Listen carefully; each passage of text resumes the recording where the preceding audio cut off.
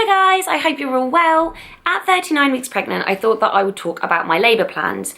It's something that I kind of touch on in a lot of my weekly videos, just like little plans that I've got. And to be honest, I don't have like a set birth plan, but I just thought I'd talk about it because a lot of people ask me like, oh, you're gonna have this, you're gonna have this, and what did you have with Jasper and stuff like that. So basically with Jasper, I was a little bit naive, I think. I didn't go in saying like, I definitely want this, I definitely want this, no way am I having this. I was quite open-minded because people did tell me, you know, it can go tits up, it can all go out the window at the last minute, so don't get your hopes up. And you kind of, when you've never experienced it before, you kind of think, yeah, sure, I'll listen, but in your head you're still thinking, yeah, but I'm still gonna have a water birth. With Jasper, my ideal situation would have been a natural labour, no, what's called pain relief, and a water birth. That was like what I was really hoping for. And I think as well it's because when I was pregnant with Jasper, I used to have a lot of baths. That's just what like relieved my pains. If I had lower back pain or if I needed to relax, like I would always do my hypnotherapy CD while I was in the bath, and I'd have candles, and I didn't have a toddler running around. We had Reese at the weekends, but it's, you know, I had time to have a bath whenever I wanted, really. One thing that I did write in my birth plan, which now I just think, why did I write that? Was that I wanted to be the first person to hold, like to touch him. Like, I don't know if you've seen, it's really sad, Kourtney Kardashian's birth for, was it Mason? Probably, I think it was her first. She was the one, she literally grabbed him and pulled him out before any of the doctors and nurses touched him. And I was just like, that's what I want. I don't want anyone else to touch him first. I want to pull him out of me like some weird like Lion King Kourtney Kardashian thing. And I actually put that on my notes. My midwife probably thought, what is wrong with you? I didn't write Kourtney Kardashian on my notes, but I explained to her what I meant. Yeah, as it happened, because Jasper had pooed inside me, so it's, what's it called? I always go to say Mecklenburg, which is that Towie character. I don't know what it is, but basically he'd pooed, which meant that I was then a higher risk, so I couldn't have my water birth, which was fine. I was a bit disappointed because we'd gone into hospital, gone into the birth pool room, everything was fine.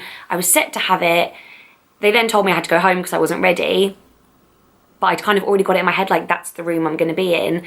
When I came back in, they took me into this other room. They started asking questions on like my waters, like when my waters had broke, what colour it was and stuff like that. Yeah, she had a look and she was like, oh, he's pooed, so you're gonna have to stay in this room now, you can't have a water birth. And I was just like, but I'm having a water birth. And she was like, no, you're gonna be on the bed instead. But not the end of the world. Like, it was still a really good labour. I had gas and air, which did make me feel a little bit dizzy, just a bit lightheaded. You know, when you're younger and you think you're really cool and you have a cigarette and you actually get really lightheaded and dizzy. It was like that. And I had pethidine, which I didn't really look into. I thought was more of a pain relief, but it's not. It's something more to relax you. It shot me from 1.5 centimetres to 9 centimetres within like, oh God, how long was it? Like 20 minutes or something. So even though it was good because it sped along labour, and it's kind of put me off that. I don't know, maybe if things are going slowly, I'll be like, just give me pethidine, it works. But yeah, I was really lucky. I didn't have any stitches, any tears. I think I had like an internal graze, but that was it. And yeah, it was a really smooth sailing labour. So looking back, if I had the exact same labour again, I would be really happy. But at the same time, I would like to try a water birth this time just because I never got to.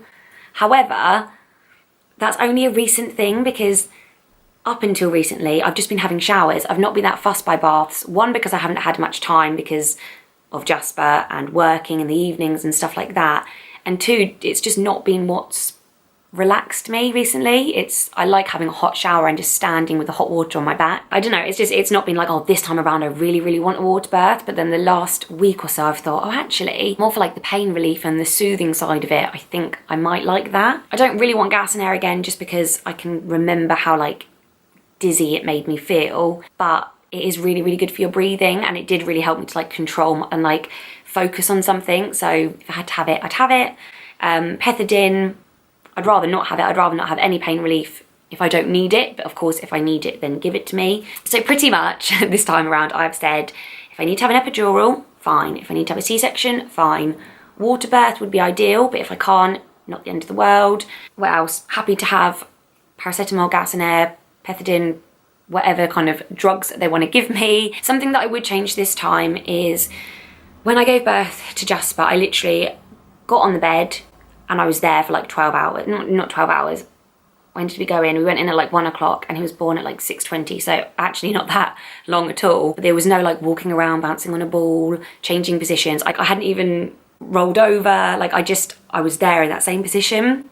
But since doing pregnancy yoga, I've learned a lot more about how positions, like that's actually a harder position, sorry, when you're laying on your back for the baby to come out, and that actually being in like a squat position or on all fours is an easier way for baby to come out. So that's something that I want Pete to remind me, because if I'm like, no, I just want to lay here, I'm in pain, I kind of want, yeah, him to push me and say like, just try going on all fours, or just try squatting by the side of the bed and just see what happens. But yeah, that's it. So I do feel like I'm quite easygoing this time. Whatever happens, happens. I'd like it to be the most natural birth and the most pain-free birth.